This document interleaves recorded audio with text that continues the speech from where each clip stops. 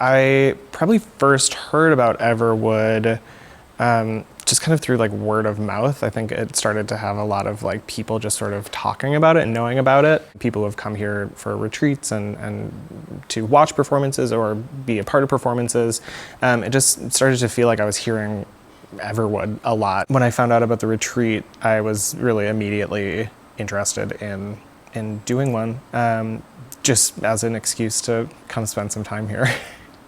When I came to the retreat, I was really looking mostly for clarity about what I wanted to do as an artist. I started acting and performing when I was 6 years old, and so that's kind of all I really knew.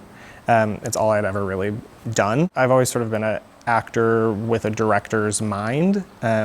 I feel like in rehearsals, I'm always like sitting on the sides being like, well, why are you having that person move on that line? That doesn't make any sense. Or like, why would you put that there? It should be over on the other side of the stage, which I'm sure directors love. It's always been something that I've been interested in, looking at directing and also writing. So I sort of came, I think in my application, I said, I just want to write a play. I just wanted to come and spend some time with myself and really think about the work I wanted to be putting my time and heart and soul into. Mostly I was just hoping to come out of the week with a draft of a play that I wasn't just totally like embarrassed by, and that I didn't want to like burn. I wanted to just have a draft of something. And I came out of the week with a draft that I was actually really excited about and wanted to share with people. So just having that kind of fire from my time here and the excitement of saying I have something to share was huge. You come here and you spend this time isolated and it becomes very much about yourself. But then you do have to go back out into the real world and share what you've done. And so I was excited to share. It was exciting to feel that kind of go underneath the project. Beyond that, I just think there's such a simplicity here and a way of life that is not what we get to experience living in a city or living in the 21st century. We're so trained to feel like we have to constantly be producing and going and making and connecting, and that it's okay to step away from that for a little bit.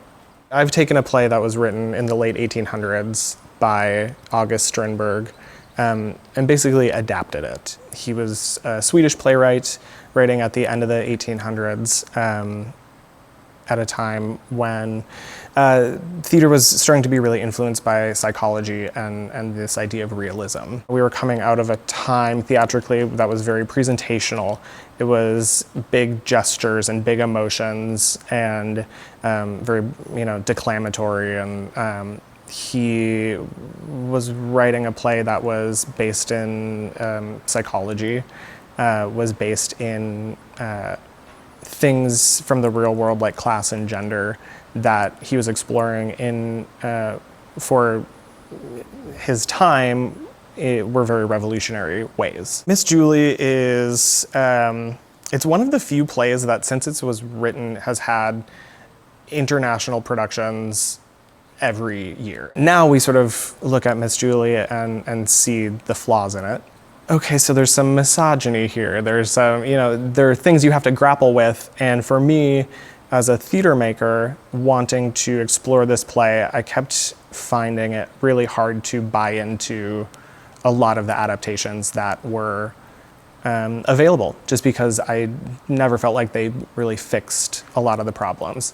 I'm not saying I've gone in and fixed all the problems in a week, but it's a play that I think stays with people because it is so tied to social issues that are still very, very present today. I think it asks you to grapple with a lot of really difficult things. It asks you to confront ugly things in our society. It doesn't present its characters as heroes or right all the time or perfect. I hope that it creates conversation. I hope it asks its audience to look at themselves and the role that they play in society every day. I think we are living in a world right now where everyone has to be conscious of the good and the bad that they create in the world. I hope that this play, if it doesn't maybe answer questions for people, it at least asks the questions and begs of them to consider how they operate in the world.